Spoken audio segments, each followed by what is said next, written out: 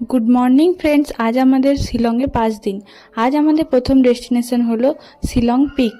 সেখানেই আমরা চলে এসেছি। এখান থেকে এই সুন্দর শিলংটা পুরোটাই দেখা যাবে। পিকে আসার জন্য ওরাই গাড়ি দিচ্ছে, কিন্তু টাকা লাগছে।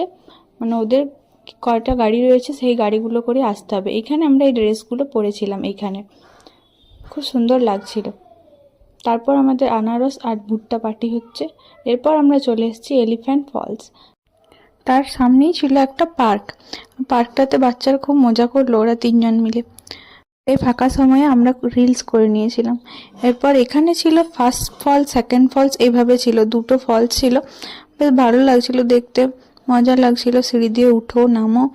তারপর আমরা চলে গিয়েছিলাম ডন বস্কো মিউজিয়াম। সেখানে কিন্তু শিলং গেলে অবশ্যই ভিজিট করবে, সেখানে দেখার মতো অনেক কিছু আছে। সেখানকার কালচার, মানুষজন কীরকম ছিল, সব কিছু ফটো অ্যাড করে দিয়েছি। ভিডিওটি ভালো লাগলে প্লিজ লাইক অ্যান্ড সাবস্ক্রাইব।